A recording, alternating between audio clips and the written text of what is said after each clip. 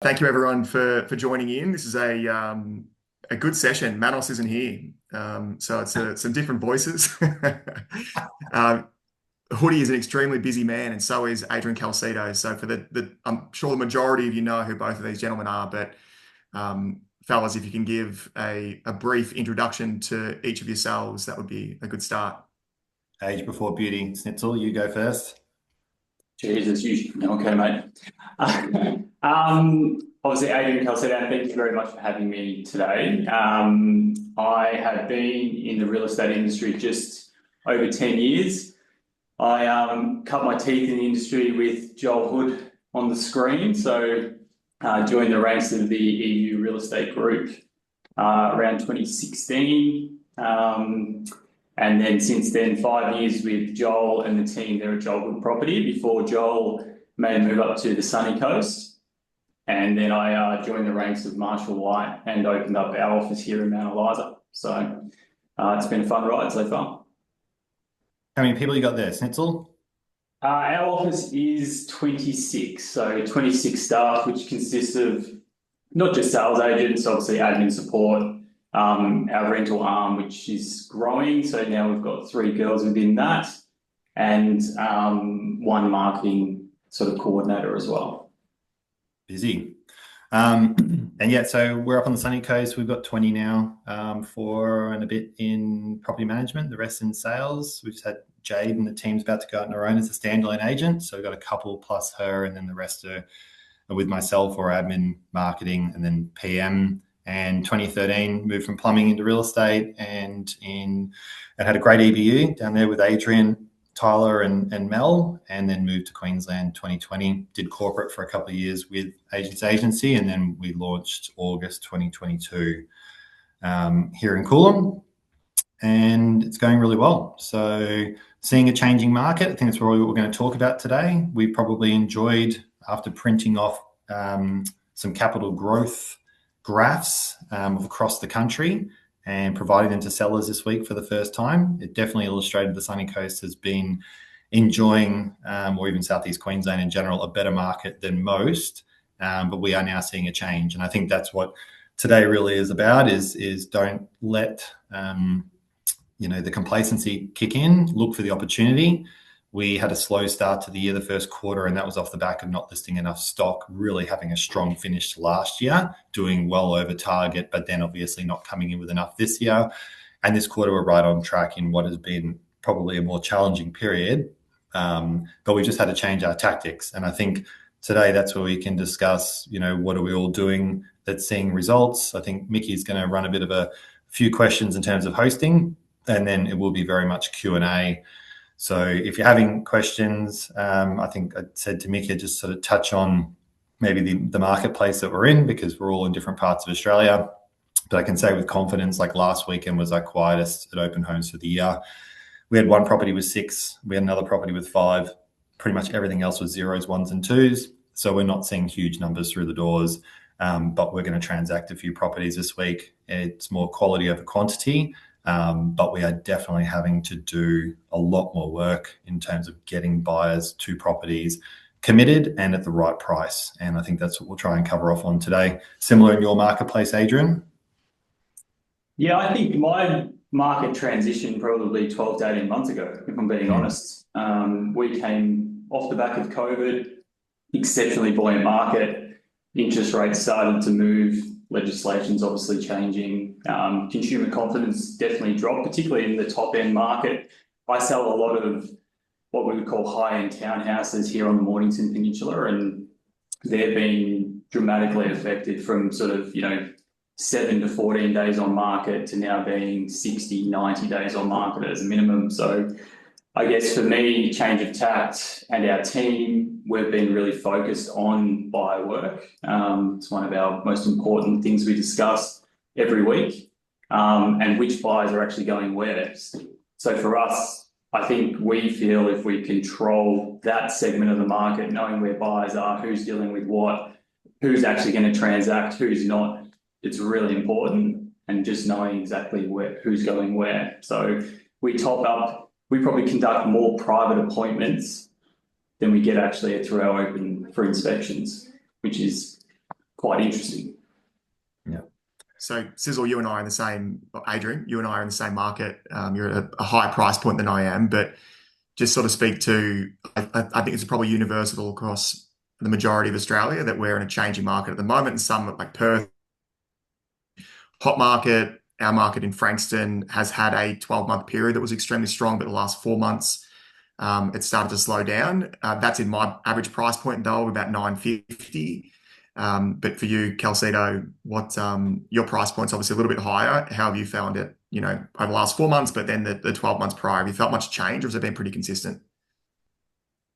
It sort of comes in peaks and troughs, but it's been fairly consistent in terms of, I think that buyer pool for us has shrunk dramatically. So instead of dealing with, 20 buyers that are looking between 1.5 and 2.5 million in any given part of our market, we're dealing literally from month to month, maybe 1 to 5 qualified hot buyers, and the rest are either trying to sell their current properties, thinking about making a move. They're not as motivated or as ready to go as they once were.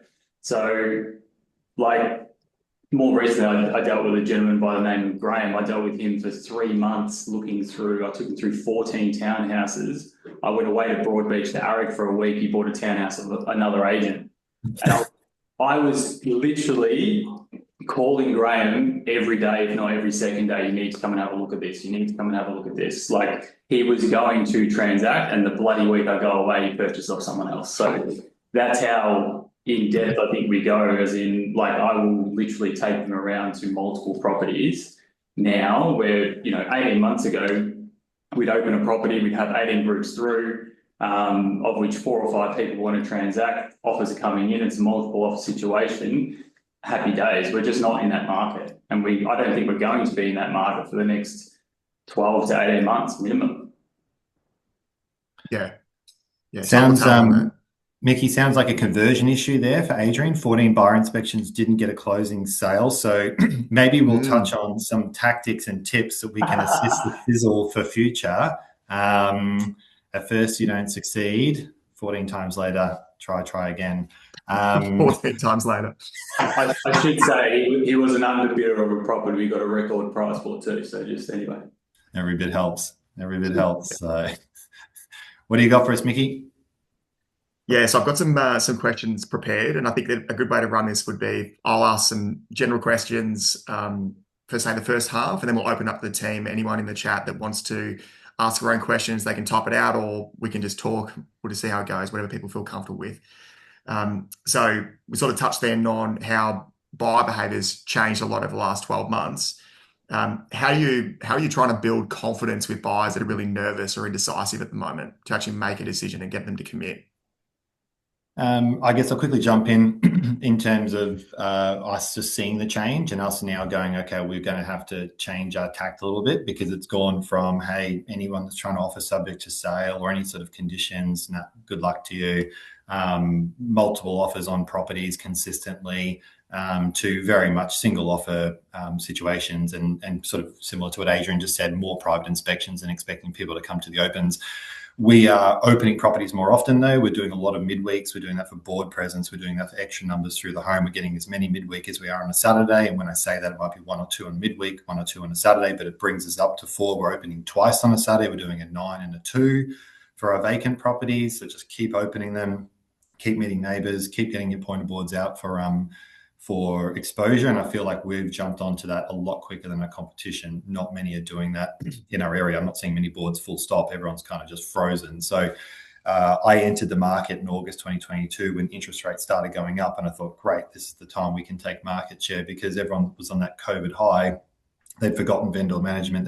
They'd forgotten difficult times to get buyers through properties. But consumer confidence is really important. And I remember, I think I just saw Jared jump on something that he would implement and push to the office. It's like, okay, guys, as a collective, let's try and influence our marketplace by putting out the fact that properties are transacting. So buyers come through a property, bulk SMS at the end of it, property has sold. If it's sold over the asking price, it's sold with multiple offers, do it. Next property. So they're constantly getting texts, hey, that property you saw sold, that property you saw sold, that property you saw sold for multiple offers for a record price. So they don't, when they come to the fourth or the fifth one that they actually do like, they have that track record to know Joel does get deals done. He does sell properties at the price that they're advertising at. They are transacting in my area. They are going within 21 days, because they only hear negativity in the media. They're hearing it, whether it's obviously on telly, on the radio, they're hearing it from their friends, from their family. They need an advocate in the marketplace that is conveying a positive message, and that is that properties are still turning over. And the big thing is, we're a volume-based industry. There will be a 5% turnover in the next 12 months. And who is going to take the market share of that 5%? I know they're going to transact. What do I need to do? Do I need to get a seller a bit more in line with the market? Do I need to get them educated for a good purchase price at the beginning? Well, in this case, it's going, well, I believe the buyers are still there. We just have to instill confidence in them. So a bulk SMS, once you've sold a property, constant positive messaging around why your marketplace will be stable if they're to pay the purchase price. The biggest concern is that they're overpaying, especially for us, because we've had so much growth in the last 5 to 6 years. Is it going to come back? Are they going to pay a mortgage that's all of a sudden going to be in negative equity soon? So looking at things like, for those that went to ARIC, I thought that, what's his name from the Gold Coast, bloody good agent, was up on stage. White sneakers, Adrian. What's his name? Michael Koloshi. Koloshi. He was great. He sold me on a property on the Gold Coast, to sitting on stage for a couple of minutes talking about why the Olympics is going to impact things, infrastructure, trades, employment, just went into the core reasons why our area should do well over the next 6 to 8 years. And I think you can, use that in any marketplace. So if you haven't if you're just trying to sell a person on a property versus what are the reasons that this market's going to be good for the long-term future, you probably aren't, really doing your job. And there's going to be certain people, engineers, architects, people that are, I suppose, a bit more analytical. They're going to want to know the nuts and bolts of why making a purchase at that price is a good investment. Snitzel? No, I think you hit the nail on the head. I think we as agents are the ones that have to bring confidence to the market. If we're out there speaking negatively and we're down and our shoulders are dropped and things like that, that's going to push on to our clients for sure, whether it's your seller or whether it's a buyer. So you have to have confidence around that and backing that up with results, because there's constant transactions every week, whether it's your transaction, someone within your office, a competitor. You should know your market. So from my point of view, the market has not absolutely flatlined. There's still transactions happening every week. So I think you hit the nail on the head, and that's something we discuss as an office as well. We're very positive in everything we do. We don't talk about the market being shit and all the rest of it. I get a call probably once every couple of weeks from an agent who is a competitor telling me how hard it is. We're in the same market, but it's interesting, if you start telling yourself that, what actually happens. So I think you've got to be positive, have a positive mindset, and make sure that you're actually talking good things in our market where the media is already doing a great job of saying how bad it is. Yeah, they're doing the vendor management for us. So essentially you need to do the buyer work. And I think sold stories are really, really, really important. And I think, the consumer now has all the data, they have all the information, they're switched on. You don't sell to them. Ask their scenario, what are they trying to achieve? Because sometimes it's not the right property for them. They say, I've had one just recently. It was a multiple offer situation. The lady wanted to offer cash from interstate. This was one of our good results this month. That was actually like the old days, one of the sort of 6 or 7 sales that we've done for the month. And this lady said to me, listen, I'm actually looking to do a renovation flip. And straight away in my head, I'm like, you give this back to me, I'm not going to get the price for you. And so I was upfront with her to say, I don't think the numbers stack up for you on this particular property. But now she's taking my advice for future properties. So when I get to the one that I know is going to be the right fit for her, she's going to pull the trigger, because she knows I wasn't in it to get a deal done. I was in it to assist her with what her plans are. And I think that's really important, that you're taking the time to get to know the person. And if people say to me, they're not returning my call, they're not returning my text and whatnot, I'm looking and going, well, you haven't earned the right to be on the phone with them. So what are you doing to find out about their needs and their situation to a point that you're saved in the phone and that you get a return text? And I only spoke to the team this morning. about how do we get them to properties in if they think they're not the right fit for them. It's like, I understand this isn't the one for you, but what's important to me is that you come and see, and what do you think about the ceiling heights, and what do you think about the room sizes? What do you think about the orientation in the area? Because what I'm doing for you, John, is I'm building a profile of what you're looking for. And the issue is, if you only come to the ones you think you like from what you see online, I'm building like a 10% profile. I need 100% to go find the right property for you. So if we need bodies through doors right now for vendor management and feedback to understand where the market sits, we need bodies through doors to create competition. So a buyer who likes a property sees 4 or 5 other there and doesn't actually just have the one there. Like, what are you doing to get those people committed to come and see the property in the first place? Because for us, it's a numbers game. 1 to 2 out of every 10 will show interest in a property. 25 groups through a property generates me an offer every time. And it's very, very rarely I'll get to 50 groups through a property and I haven't sold it. It happens, but it's very, very rare. So to me, get the bodies through the property. And I'm not talking about neighbours. I'm talking about people that can transact. Their conditions might not be fantastic, but they're looking to buy. What can you do to sort of continue that sales process when things get a little bit tougher? Because really, that's our job. We're in sales. You've got to create something out of nothing. We all have the same amount of time, like Adrian just said. We're all in the same sort of markets, but why do some do so much better than others? So a lot of it does come back to, I think, just that connection with the client and finding out what their needs are. It's interesting, though. Go, Sizzle. I was just going to say, how many times have you spoken to a buyer that's looking at a certain type of property and you push them through a home that might not tick, 8 out of the 10 boxes, that might tick 5, and they turn around and bloody buy it? Like, it's interesting. Sometimes they get in their own way. So like Joel said, get them through multiple properties that might not absolutely suit, but you might find if they can make a few changes, you're making suggestions, you're actually guiding them through the process because you're wanting to help them, that actually builds trust with them too. And when they do bid on properties and you build that trust, they'll actually bid harder for it. Yeah. As I say, give them permission to view a property that they know they don't want. Because I think they're thinking, after, in our marketplace where it's been so hot and agents haven't wanted to work with buyers because they've had enough of them, it's reminding them that it's okay for them to come and see properties they don't think will be the right fit. So we're constantly having conversations around the fact that the winter market can be very subdued for new business. So our market supply diminishes, but demand diminishes. So it doesn't tend to be a drama. We just deal with a few less people on both ends. But what I say to them is, it's unlikely the right property is going to pop up. We may have to go and find it for you if you want to buy within the next 3 or 4 months. So then there's that, okay, well, I need Joel and I need, the real estate agent to assist me, even though they work for the seller. I need to be involved with them. So give them permission to come and see a property that they don't think will be the right fit. Because like Adrian just said, how often do you find they end up buying something that was different to their criteria they gave you? Or they come to the property and they go to me, it happens all the time. This is far better than what the photography shows. Unfortunately, there are certain things, whether it be a person's furniture or their tiles in a property, we've got one at the moment, it's much better in person, but unfortunately the photos highlight a few things that maybe they think they don't want. They're not seeing the things that they think they would like. So it's about ensuring that they actually make the effort to come and see it. If they've got a pulse, they're in a position to purchase, they want to be in a particular area, you get them through the property. It's very interesting you touch on it, because we're experiencing 3 buyers over a weekend will contact us, will instantly reply with an email, we'll call, we'll send a text message, no response. Maybe I would say 1 in 5 will actually then follow through with an inspection, and we're trying to get as many buyer inspections as we possibly can, private appointments, feeling like we've got more control and you can engage and have better conversations than you would at an open. And then the buyers come through the open for inspection, and then you send the email and you text and you call, and you maybe only connect with, again, possibly 1 in 5.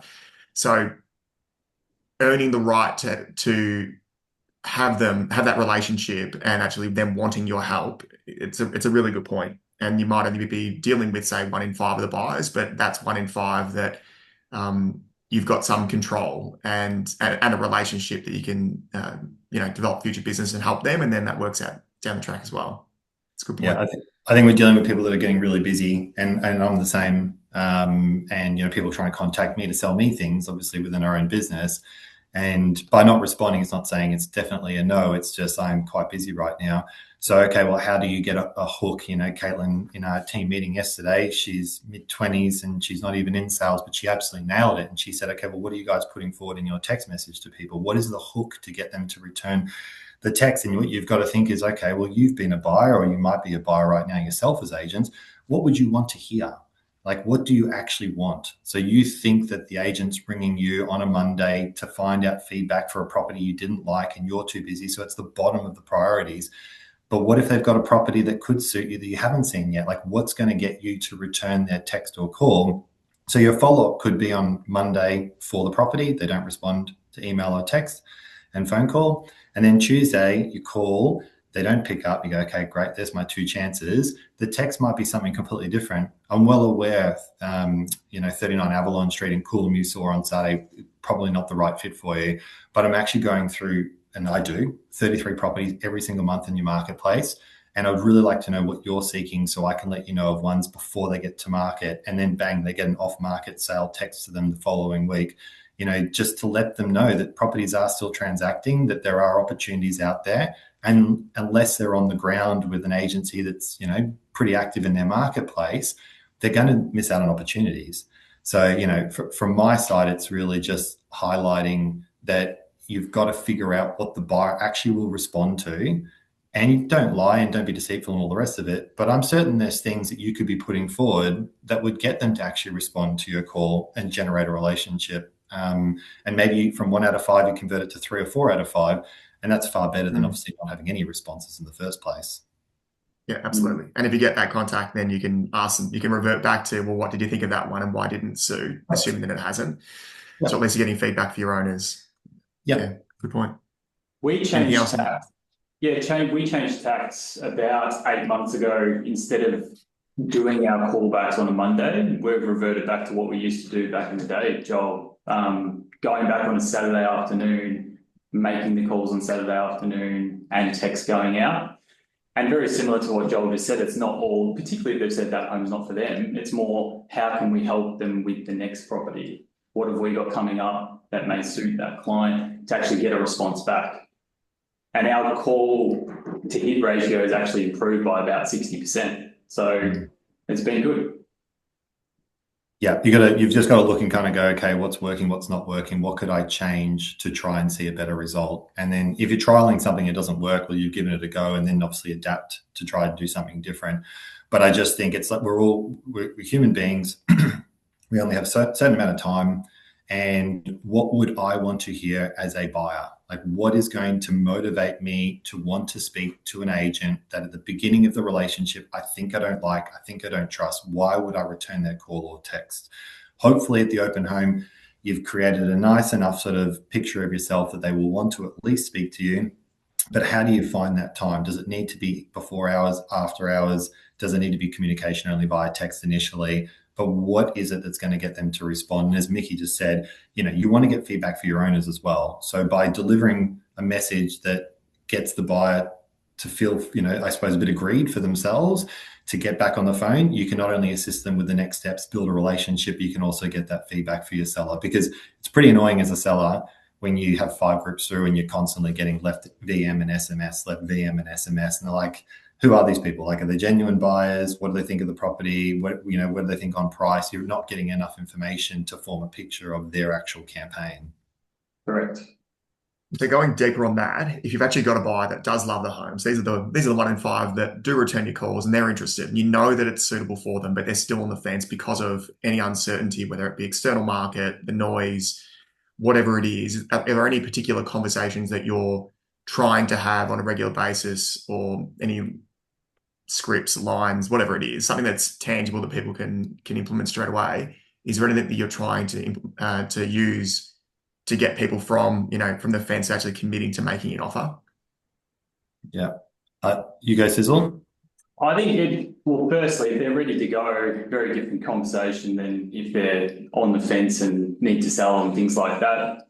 It's more, particularly families, it's getting the idea around whether they can actually picture themselves living in the property. how many homes have they seen over the past 1 month, 3 months, 3 weeks, 2 weeks? How many more open homes do you want to go through before the next right property actually pops up?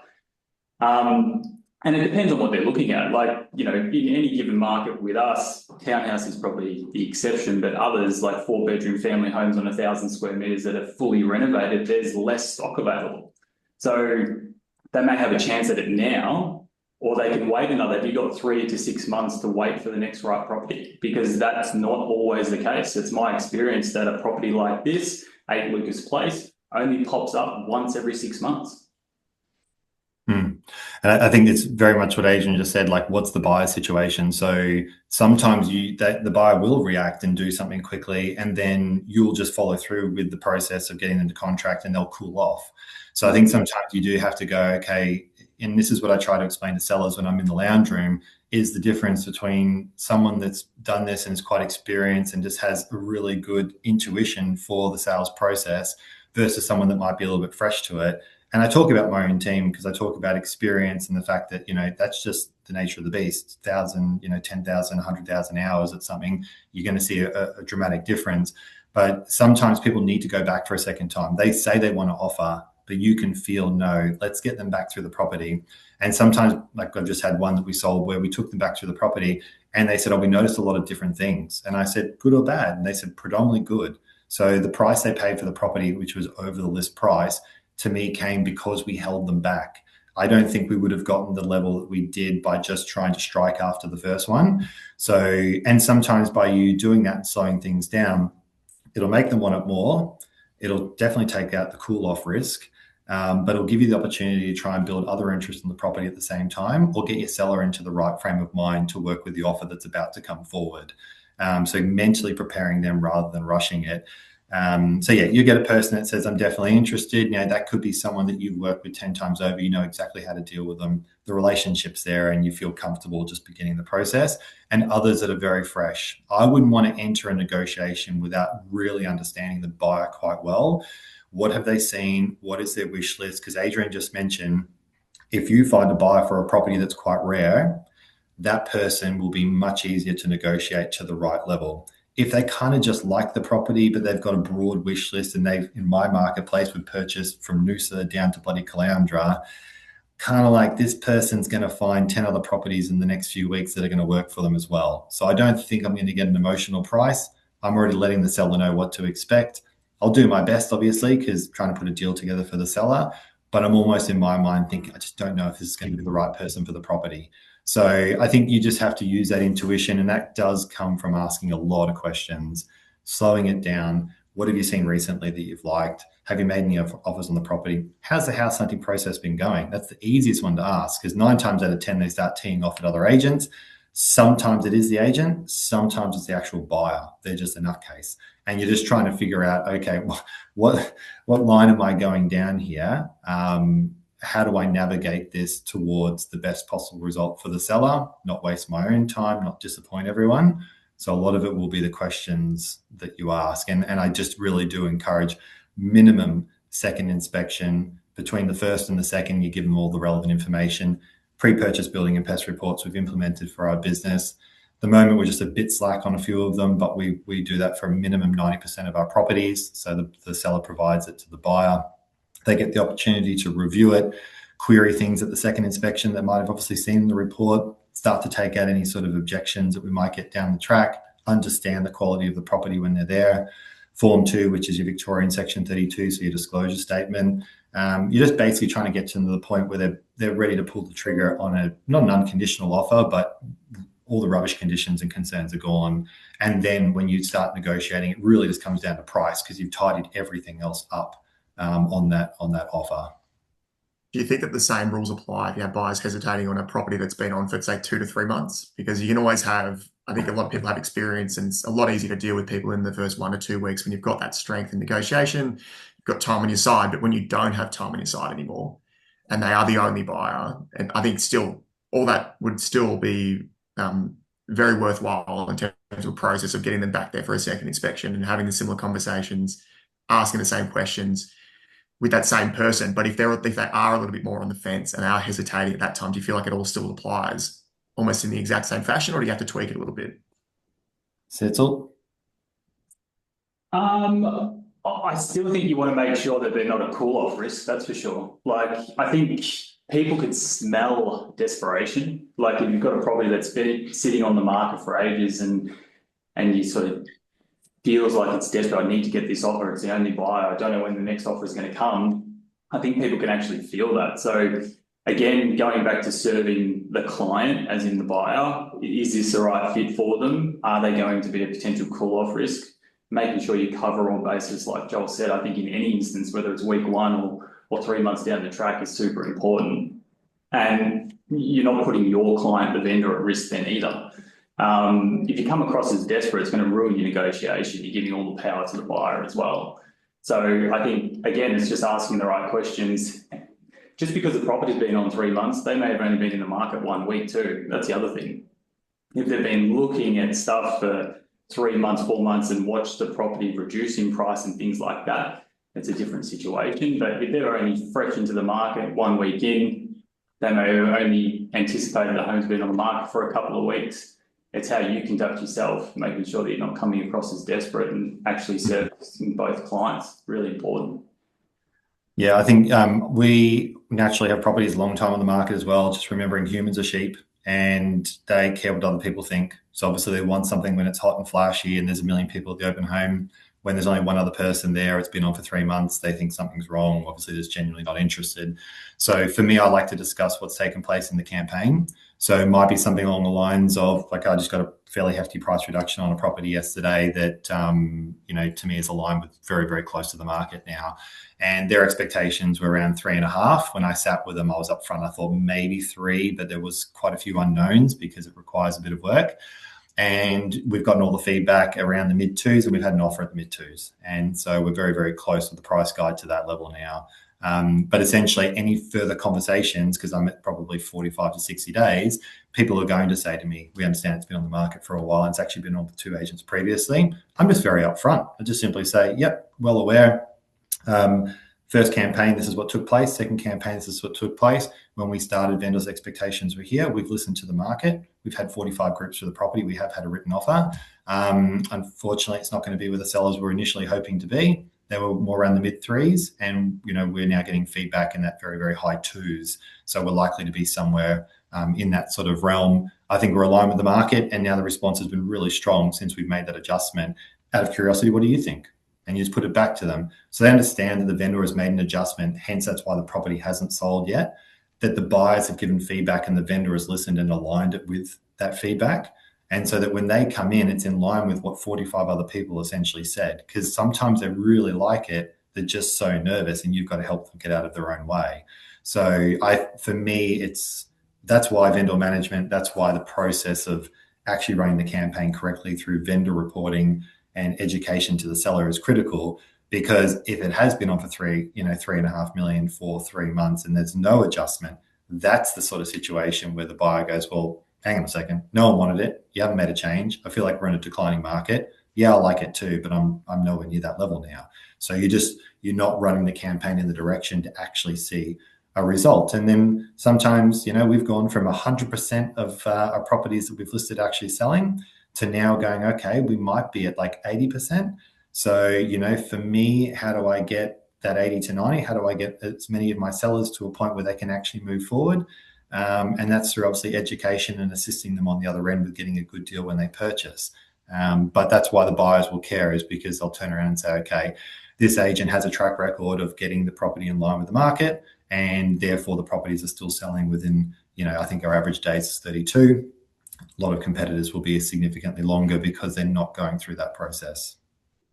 Yeah, so you're offering that it's not a desperate scenario. The vendor has now aligned themselves with the market based on the feedback, and that's how you're positioning to the buyers. Yeah, they'd like to move forward. They don't have to move forward. I think, and you've got to project that confidence, like, we've sort of spoken about, has to be optimism, but then put it back to them. What do you think? And they'll say, they could be quizzing you on price, but they hate the place. And they turn around and go, actually, it's not for me, but it's really interesting to hear. Joel, what else have you got? Because you've got to be an expert in your market. You've got to be an authority in your market. Or they'll turn around and they go, well, that's good to hear because we really liked it, but we only saw it around the sort of mid twos. And I say, well, I think we're going to be a little bit higher than that. We work for the seller, so we're trying to get that price up. But obviously, I'll be presenting offers where I can. I'll say, yeah, we see it a little bit.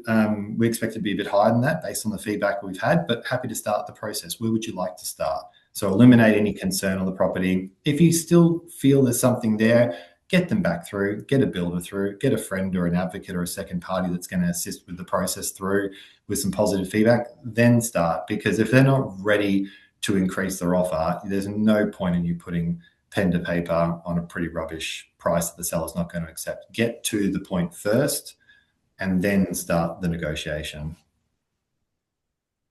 Sounds good. So more like, I guess, getting out of the tougher market side of things and the questions you're asking there, what from a discovery and like the qualifying of the buyers, are there questions that you feel like you ask that most agents don't, Sizzle? I would think most agents would. I think I'd really try and, like, you can ask general questions around the type of property they're looking for, but I like to know their actual circumstances. So, one, how long they've been looking in the market, have they bidded or have they offered on any other properties surrounding the one we're actually selling? Have they missed out? What was that negotiation like if they had? What was their experience like? Are they already a bit reserved because they've had a bad experience with a competing agent, or was it a positive experience? Why are they moving to the area? If they're moving out, like as in if they're moving from Melbourne to the Mornington Peninsula for us, why are they making that move? Is it around family, schools, parents, elderly care, whatever it is? Like, I really like to dive in and find out exactly why they're making the shift. And then also whether they're ready to go. Are they qualified? Are they researching for the next 3 to 6 months and they haven't sold? Are they ready to go? They've got a pending settlement. What's that time frame look like? So for me, any bit of information, schools kids are wanting to go to, everything, sporting, everything I can get from them. That's what I do. I try and really get to know the person.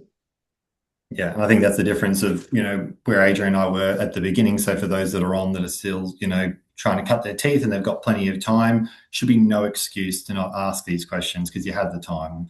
Now, obviously, don't have as much time working with more sellers, working with really the hottest, I suppose, buyers, but I still take the inquiries. So my numbers on REA, people ring me. And so I'll go through as much qualifying as I possibly can to get the ball rolling and then work out, is it me to follow them up or is it someone else, just to ensure that they're actually given good service. But exactly like Adrian just said, you got to get to know them really well. I kind of think like the negotiation is match day and then everything leading up to it is training. So if you just show up to a marathon and try and run 42 Ks without actually doing any of warm up, it's going to be a bloody tough day.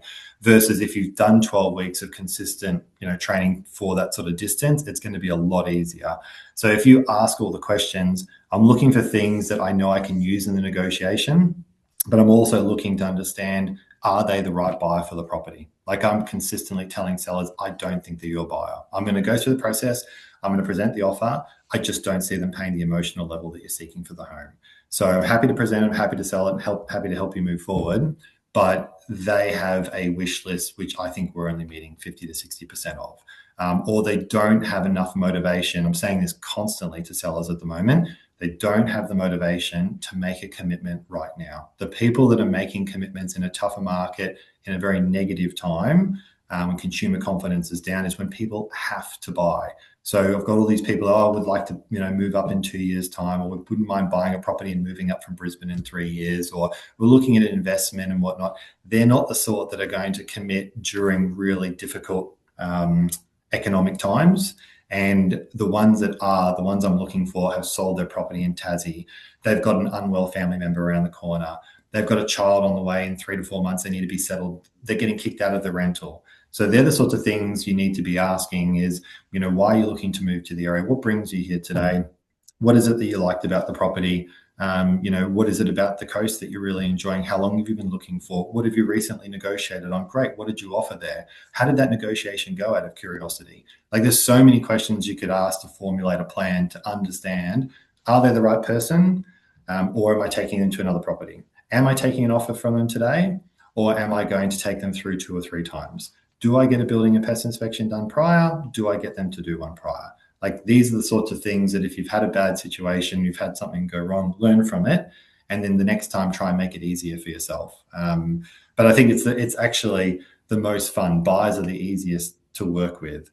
And if I had more time, I would dedicate more time to it. And essentially, it's what Adrian cut his teeth on with me. That's what I cut my teeth on first entering industry with my auntie and then with Jared.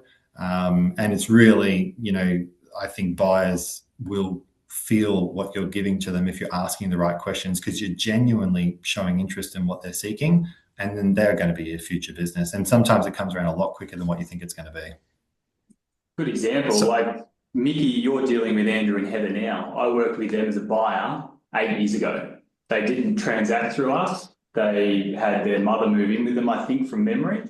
But they called me. I've stayed in touch. I haven't, more recently not, probably the last 3 years I haven't, because they weren't actively looking again. But they called me from my contact with them and how, I guess, we serviced them as a buyer at the time 8 years ago.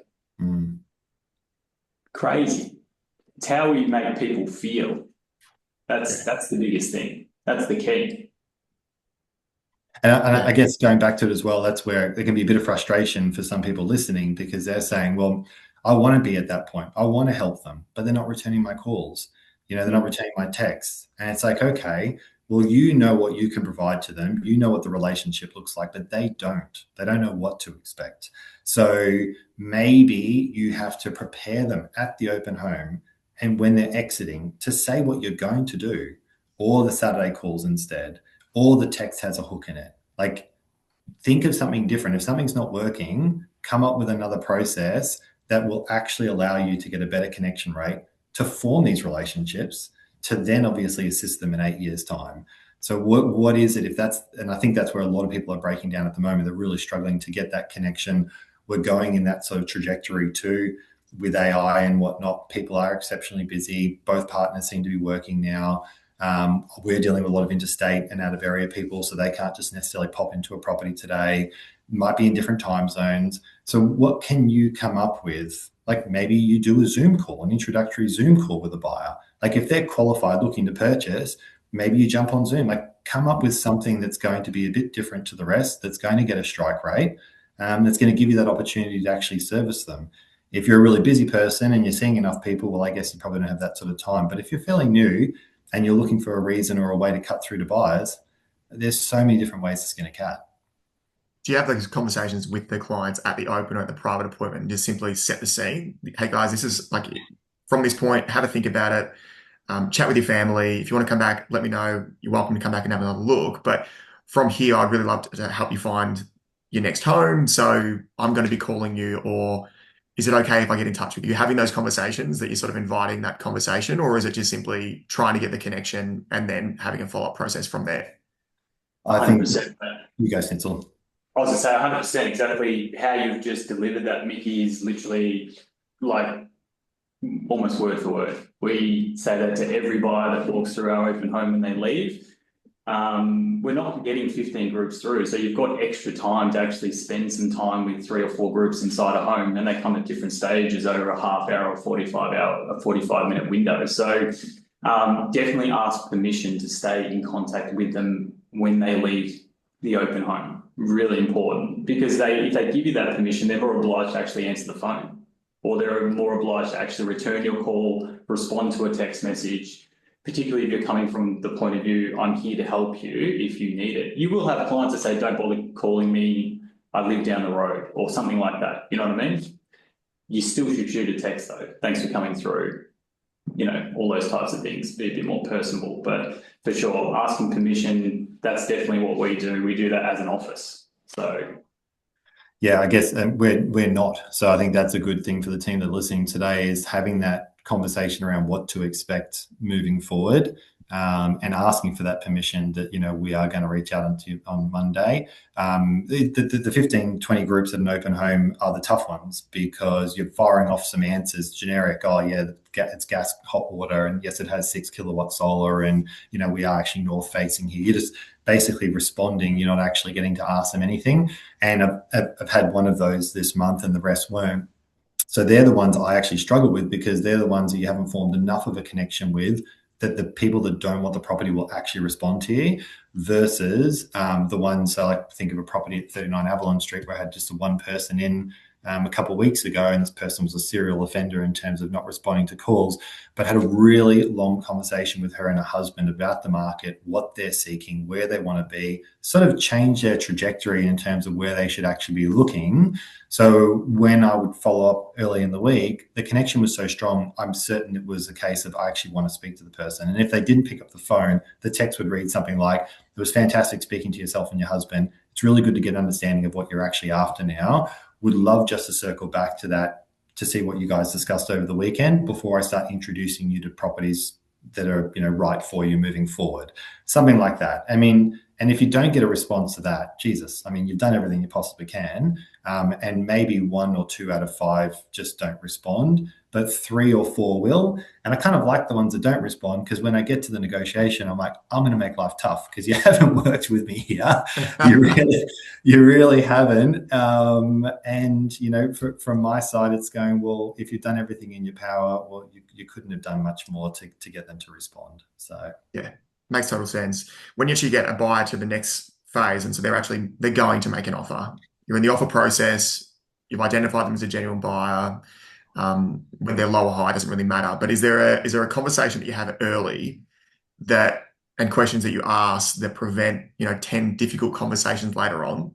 As in, is there anything in particular that you speak to the potential buyer about that is offering your property that avoids dramas down the track?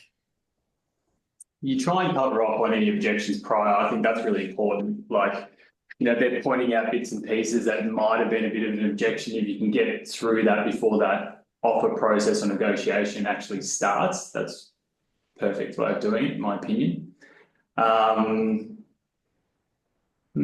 What else? Was that it? Yeah, no, I think it's really going to come back to the same questions you're asking to qualify them in the first place. It's going to give you a sense if they're sulking about absolutely everything. I sometimes just say, listen, it sounds like the property's not right for you. They start ripping into it, and I'm like, sounds like we need to look for something. Oh, no, we do like it. And it's like, oh, I haven't heard many positives, I'll be honest.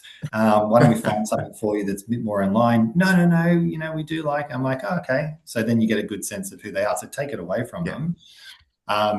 But, it might be something along the lines of when you're saying, have you offered on other properties? And, okay, how come that didn't work out? Oh, we actually pulled out based on the building and pest. Oh, what was wrong with it? Oh, they had a dripping tap. And I'm like, that's a concern. This person's concerned about everything. Or, I'm aware they might build a freeway in 6 years' time. It's 2 kilometers away. And it's like, okay, well, let's make sure we get through all of the objections first. Sometimes asking what their career will really help you. So if they're like an engineer, or like a real detail orientated type of person, had like a hydrologist recently, and very analytical, took their time, worried about everything. And so I kind of went, okay, got to treat them a little bit differently, get the red flags out of the way before we actually get to the point of a contract. And then the make an offer form that we have on our website for agencies, great. That sort of prompts a lot of the questions around what would your conditions be and deposit, gets them thinking about a lot of things. And anything that comes up in there, I might attack first, like someone trying to put a subject to settlement or a due diligence clause in, chatting about those things verbally rather than just chucking into a contract and hoping for the best. Sounds good. Have you found the building and pest inspections prior to them actually offering this help, Joe? Massively. Like, coming out of the end of 2024, we made it sort of a thing in their office where we said that was so painful last year, because we do find conveyancers in Queensland, compared to when I was selling in Vic, just basically become another agent. It's like they become a buyer's agent to push back on you. I think that it works for a couple of reasons, or even a few. So the first one would be, sometimes there is a problem with the property that you could spend 90 days and you and the seller don't even know about it. So number one, you can make sure there's actually not a genuine problem. Number two is that the buyer then has the opportunity to tell you, like I say to people, I'm an ex-plumber, nothing bothers me. I can see through everything. Everything is fixable. But there's someone else that doesn't have any trade experience, and they will worry about a dripping tap or something really minor, a small crack in plaster that's not anything to worry about.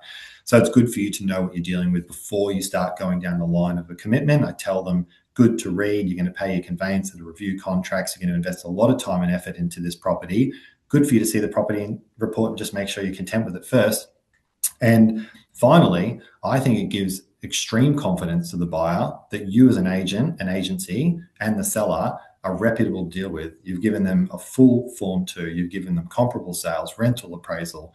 You've given them a building and pest report from a reputable inspector that will speak to buyers. And for us, pay $100, chuck it into your name. So if your conveyancer wants that, we'll give it to you. It's like, what else can we possibly give you? Like, this is to me a standard that's right up here. And even if you're a buyer that's also a seller, I would expect that experience is far different. We just wanted to avoid second negotiations. And that's what I say to my seller.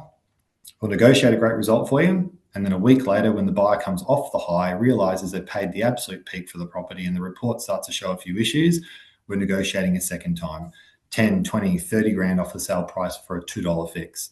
Or withdrawing from the market, withdrawing their offer, which absolutely kills our momentum and the sale price drops significantly. So that $650 for a report is an insurance policy that saved you a bucket load down the track. So the only reason I've probably missed a couple lately is we've just been flat chat. Properties have had interest quicker, or I've just had my processes down pat. But it would be 95% of our properties, and it gets brought up at every listing presentation. Yeah, I like that. Good. Now, I've got a couple more questions, but I think this is a good time to invite everyone that's watching. If you have any questions for the guys, put it in the chat. At least then they're punched out, and then we can circle back to them after. So while you're potentially doing that, team, this is a bit of a quirky one. This is actually right up your alley. Actually, for both of you guys, you got the head. This is the time where you get to talk about how big your head is. What would you say? Here we go. What do your buyers typically say about the experience? So when you get a review from a buyer, what's something that consistently comes up in feedback from reviews from buyers?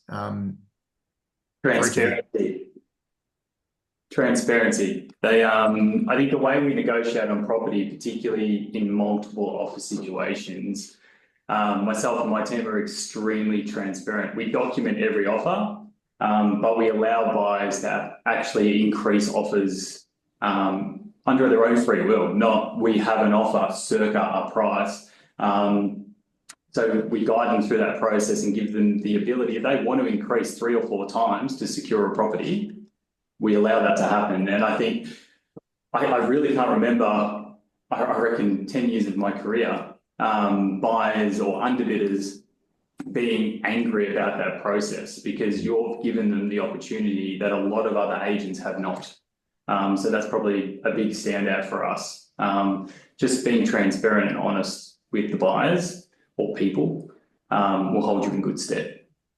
Yeah, and I think we would be the same. I mean, my team would be getting a lot more buyer reviews than what I am now, and that's just to their credit of being able to service them incredibly well. So they'll say things like they made the process easy, they were very friendly to deal with.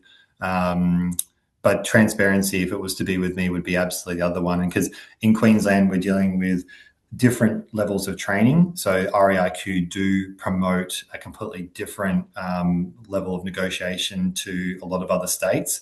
And I personally don't agree with it because it is non-transparent.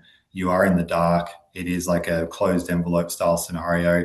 And it's just not in line with how I operate. If someone wants to know a price, I tell them a price. If somebody wants to know, that's just obviously for a property for sale. If someone wants to know the history of the property, hence doing the building and pests, it's like, great, we found out everything for you. Like, there should be nothing to hide.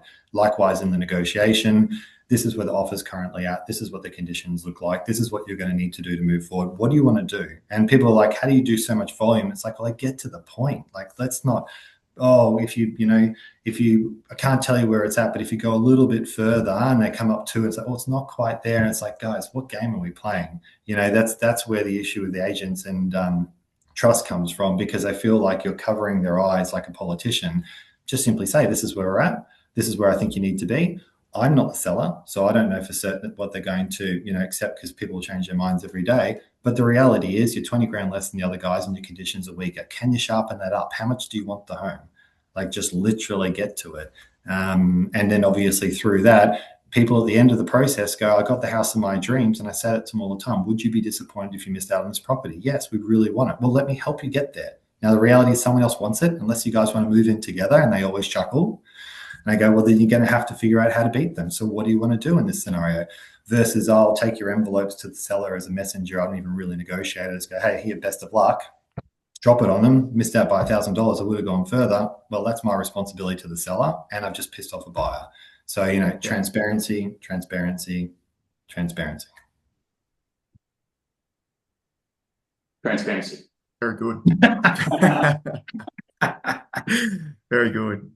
All right, one last question that I've got for you, and you both run teams, so it should be simple enough for you. But when a new agent joins your team, what's a buy process that you insist that they implement immediately? Like, what's something that's key, that it's a non-negotiable in terms of buy process? Joel just chucked 300 calls on my desk and said, call them. They're the ones where people get out of the industry usually. That's how it works, mate. Yeah, I think, for us, the process is very much trying to create a relationship and asking questions. You don't pitch the property. You find out what they're looking for.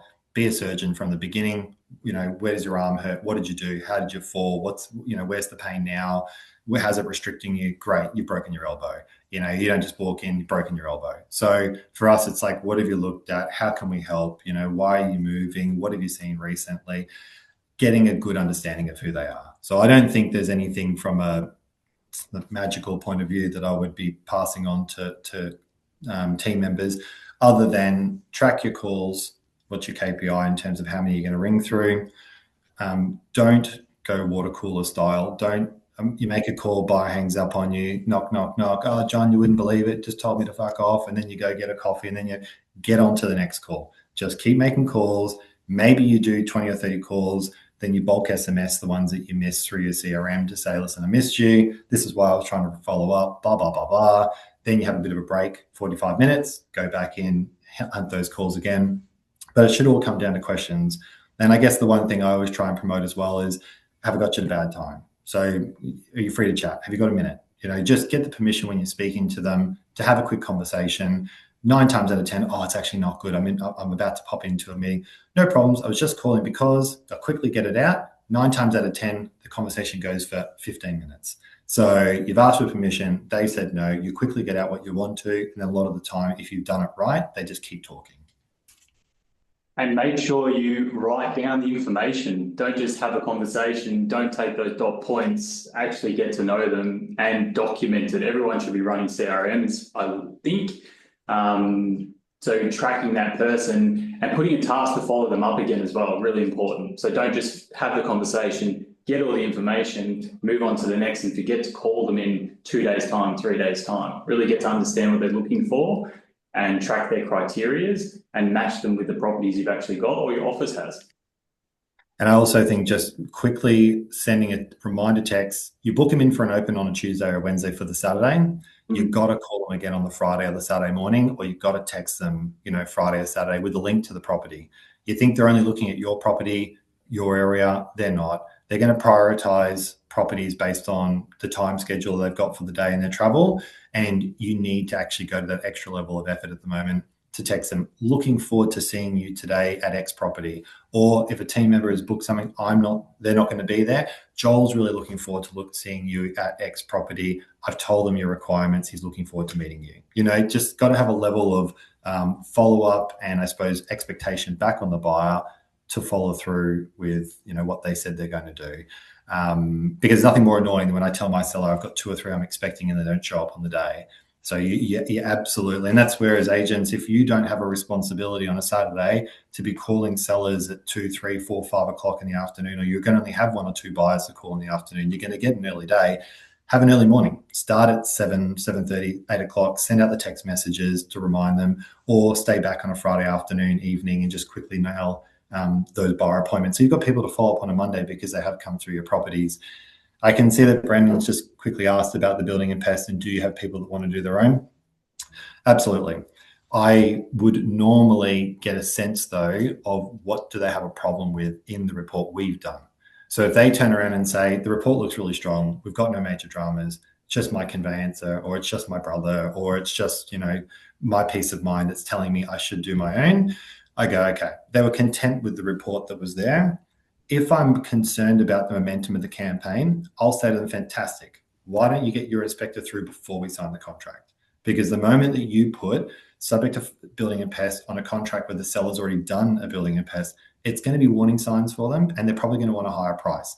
If you get yours done first, and I'm giving you my word, we'll hold the property for a couple of days while you do it. If you can be prompt, then you sign off on a contract, having been there at the property with the inspector, read the report, and we can be done and dusted then. Because for me, my seller is so important, where I'm protecting their asset. And the moment a buyer derails that from a building and pest concern or something, and I lose an open home, or I lose other people that I've told that I'm negotiating, and I have to tell them the buyer pulled out of building and pest, just kills everything. So you kind of have to judge it. But yes, absolutely. There would be 50% of people that would ask me about whether they should do their own, and then post my conversations with them, maybe 10 to 20% still do their own, to which some I'm comfortable doing one that's in a contract, and other times I'm absolutely making sure they do one before they sign a contract, so it doesn't affect the seller. For the ones that you're doing before they sign the contract, do you weigh up the risk that they may purchase something else by you not committing to the contract? Because if you get them to sign off on a contract, there's a commitment. They typically will stop looking at other properties. They may put them aside. Whereas if you don't, there is that risk that maybe they do book in that building and pest, but they go sign something else. Or do you just feel like, well, that's the cool off risk anyway? Yeah, I think, again, that's the cool off risk. And I think I personally don't have that problem. And I personally wouldn't want to sign them on a contract if I had concerns they were going to jump ship anyway. Nothing more disappointing for a seller than when they think they've got a deal and then they lose the person because they're going to buy something else. And some people tell me we're offering them multiple properties, and they go, fantastic. If you don't have any success with them, come back to us when you're ready, because we're not going to be in that scenario. We're looking for a person that really wants this home. If you're just looking for anything, you'll find it. And then usually by pushing them away, they go, actually, we do want what you have. And it's like, okay, well, let's work smart here. I'll work exclusively with you. You work exclusively with us. If we can't get a deal done, then start looking. You know, if they're married, I say, how many wives have you got? Like one? Was that a good idea? Great, stick with that. So you don't need to jump into a relationship with 5 people. So anyway. Jill has a question. Maybe Sizzle, you can answer this. Do you use a bulk text program? What we do in terms of maybe open invites and things like that, for fresher properties of, previous listings and whatnot, but not anything else apart from that from a buyer perspective. It's more active opens or off-market listings, but for me, I'd prefer to pick up the phone, not just rely on a bulk text. That's the way I operate. So I'd rather have that conversation, particularly if it's an off-market inspection and I'm telling a seller I've got 4 or 5 there, I'll make sure there's 4 or 5 there. So I only know that if I pick up the phone and have a conversation. Yeah, I think it's more if it's going to be a follow-up, totally get it with bulk SMS. If you catch 5 and 10 don't pick up and you got to quickly send it out. I mean, I prefer the individual ones, voice to text, because you're going to start to relay the message specific to the person. But, if you don't have time or you don't have a connection yet, then, you're going to send something off. We would just use our CRM. So we literally just use our CRM and send it off. And, I'll admit it's not something I'm doing very regularly. Everything for me is individual. But I'm not dealing with the content or the amount of people that say my team might be, for instance. So the preference is, rather than the bulk text, you'll be called a coming soon property. I've got this new listing. You're giving a phone call to that client to say, we've got this one, not a text of this has just hit the market or it's coming to market soon. Yeah. You'll make those calls individually. Anyone that went to ARIC this year would have listened. It was, I think, the best in the 11 that I've been to. And it was very much around customization, personalization, and relationships. And they were the agents. Like, I felt the agents spoke as well as the keynotes this year. It wasn't big noting. And it's very much coming from a place that we are heading down the AI path. And if you are a, bulk texter, you're a social media, person, you don't actually have individual conversations and create relationships, you will be pushed out by the bots. So, to me, I would say 10, 15, 20 really in-depth relationship style conversations or inspections, or it could be an SMS thread. I've got a couple of clients, they're overseas. They're nurses, they're really, really busy, but there's some emotion, there's some emojis in the freaking message, there's a bit of banter. Like, it's more than just a professional or a business type of text. I think that's really important for your future business. I think it's critical. Simon Robbins has put a question in saying, I've had some deals lately where after the offer's accepted, the buyers have lowered their offer a few days later. What's your advice to reduce this? I'm asking them why. Is it the property or the price, etc.? It'd be great to get your advice. Is it already in a contract? Yeah, it might be. Feel free to unmute yourself, Simon, if you want to ask, but I would assume that's the case. Can you hear me? Yeah. Yes. Great session. Thank you, gents. No, it's not under contract. It's literally, just verbals. But yeah, I've had a couple lately where we've had, negotiation to get to a price that the vendors accepted and obviously the purchasers come to.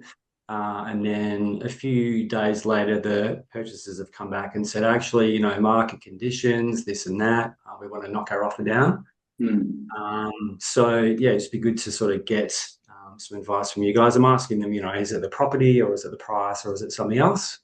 Got to be in a contract, Simon. Got to be in a contract. That's I think you've got to get that commitment from the buyer to start with. Like the amount of buyers that walk through opens and give you figures, or you start going down that negotiation before they actually commit to contract. That's where you get the emotional commitment. So I wouldn't even go into the negotiation unless they commit to a contract first, ever. Ever. Yeah, and they'll say things like, "Oh, I've had my time wasted by other agents. They usually just use mine for another and whatnot." And you go, "Yeah, no problems. I hear where you're coming from." But if let's say the property price is 1.1 and they want to come in around $1,050,000, I go, okay, no worries. I said, well, let's write it up because it's not just your conditions, your price, it's also going to be your conditions. And a lot of times conveyancers will review contracts. And so obviously I know you're in New South Wales, we've got Victoria, we've got Queensland. So we do have different sort of rules in regards to, how you do things. If you've got the conveyancers or solicitors exchanging the contracts and you don't get that opportunity to do anything prior, you want to come up with something that's going to be a little bit more concrete. So obviously for Adrian and I, it's putting him into a contract, it's getting the contract reviewed, then it's negotiating the price from there, sometimes even the conditions. So maybe you put them onto something that's a bit more of a formal letter of offer, something that's going to be more of a commitment where they physically have to write it down and sign off, in essence, for them to think, okay, this is actually fairly serious. Because the problem is, exactly like Adrian said, it is very much non-committal for them even until they actually go through that process. So, you just simply say to them, so I can actually get the seller to take you seriously, I think we need to have a high level of commitment here. This is what I would like to take place. This is what works really well for me. If you're going to come in 100K over, then, hey, we can do this verbally. Are you going to come in 100K over? No. Okay. Like they'll say, oh, no chance. It's like, okay, well, if you're not going to be exactly what the seller wants, let's put it in writing and let me sit with them, because that's a really good chance to get the property for you. So you're sort of displaying it in a way that's going to assist them. But what it's really doing is showing you, are they serious? Like, do they want the property and will they commit to it? Does that actually sound like it would be helpful, Simon, or will you run into a roadblock there? Yeah, no, that's a good idea. In New South Wales, we have to be holding the deposit and then until we can exchange contracts. But what we do have, as you guys are talking, is an offer form. So I could get them, face to face, hopefully, and getting them to sign that offer form that mentally, might give them more commitment to the property. And look, usually, it's all fine. I've just had a couple lately where it's, the buyers are kind of, knocking down their offers after we've done, a week of negotiation. So. Yeah, and I think that's the thing is we would say the same in our states, but we have the opportunity to do a contract because the agents handle it in Queensland, the solicitors handle it in Victoria, but the agents obviously draw it up and all the rest of it. So, to us, we would get into a contract and negotiate through that contract, obviously, before exchange as such. You just need to come up with something that feels a bit more formal to the buyer so they are showing their intent towards the property. And if that's you might need to reach out to a couple of New South Wales agents who are experiencing similar things and saying, okay, you've written 4 or 5 different markets. What does work for you? Because what you're explaining is absolutely a symptom of a changing and uncertain market. So you do have to change your processes to suit that. Yeah. In my market, we've come off an extremely strong setting where we can get 10, 13 offers. I'm not putting them all on contract. With that, we have an offer form that we have through our website, which I believe everyone has access to. just using props, which is brilliant for that process to get an initial level of commitment that they're real buyers. They put in their, their driver's license and so forth. But that's when you're time poor, and you would get those offers initially and you negotiate. And once you get a deal done, then we sign off on contract. And I would always say to those buyers, like, this is a verbal agreement. Until you commit to actually signing the contract, it's still open to other buyers coming in. I can obviously hold them off for tonight, but you need to sign off to make it official. And that's a conversation I have with them early, that if you are the successful bidder, we require you need to sign off on that contract to make it official. And for us to have the owners accept your offer, that's what needs to take place. Now we're in a slower market. Everything is about keeping that commitment. So as soon as buyers do make that offer, we are trying to get it on contract. Any agreements on contract straight away. Otherwise, marking it as under contract. As Joel said before, if you're going down the building and pest route and all those sort of things, you just want to minimize that risk of deals falling through and people trying to renegotiate. So yeah, it's different for each marketplace and timing in that market. If you get, sorry. I was just going to say, and I wouldn't be disclosing to my seller either until we had some form of written commitment from the buyer on where their actual offers are at. Because if that goalpost changed from one day to the next, they've given you verbally 1 million, they come back in the morning and say, oh, I'm only prepared to put 980 forward now. That's the conversation you want to have with your seller. They're at 980, not at 1 million, and we've gone backwards. Yeah, correct. And then because they're going to remember the number that first came forward, then they're going to hate the buyer. You're going to lose that sort of friendship in the relationship because they feel like they're playing a game on them. But I think the big thing is get this process right and you will take market share in this market. Because the reality is anybody can sell a property in a heated market. They'll just discount their comm to the seller. They'll get a signature. They'll put it on a price where the property sells and the property will transact. Now it's going to take a process with your seller and education. It's going to take a process with the buyers. It's going to be keeping deals together. The agents that put sold stickers on boards in mass numbers in this market will take market share quite quickly. So I'd be really excited if you can implement these things. You're good at what you do. You've been training. You're going to conferences. You've got a skill set because this is where you will genuinely take strong market share. You'll get called in because people are seeing you're getting good results in a tough market. You're getting a deal done in a tough market, and you're actually not pissing off buyers and sellers in the process. And those that haven't been running their process correctly, they've been shortcutting, they're not doing the training, they're not sitting on conferences, calls like today, for instance, they're not upskilling. It's and that's essentially what happened in 2022 when I entered the market. What I knew was difficult when I left Vic. It was COVID, the very, very beginning. It wasn't the fun COVID, it was the bad COVID. And then started August 2022 when interest rates went up, and I was like, great, this is the market where it's actually tough to sell. And the problem was I didn't need sales, I needed listings. So how do I convince my sellers that I'll run the process correctly? So, you should be excited about it. Don't let it get you down if people aren't returning your call. Play a game. Go, how do I actually turn this in my favor? And try different things. If you come and do the same thing every day, you get the same result. Well, everyone else is doing the same. So you've got to be a bit different. Brilliant. Any other questions from the team? This is the time to get it going. I've got a rock, Mickey. I'm going to head out and sign off on my 7th contract for the month. Schnitzel, you are behind, buddy. So catch if up. If that yours could get any bigger on the screen, mate, we wouldn't be able to see you. He's leaning very far in. It's just the shoulder to head ratio is just getting out of whack. It's interesting. Adrian's so far back, he's like a dot in the background. So we don't call him the beat for nothing, Mickey. We don't call him the beat for nothing. There you go. And that's Adrian's actual office for everyone watching. It's like, it's not even a boardroom. That's just where he spends his time because he needs the biggest space available. You two talk more shit than anyone else. Thank you, everybody, for tuning in. Thanks, Hoodie. Appreciate you, mate. See you guys. All the best. Good luck. And a big thank you to you too, Sizzle. No stress. All good. Lots of great insight. So, yeah, I hope everybody took a lot out of today. Thank you to our sponsors. You'll see them on the screen now. I won't read through them all. You can all read.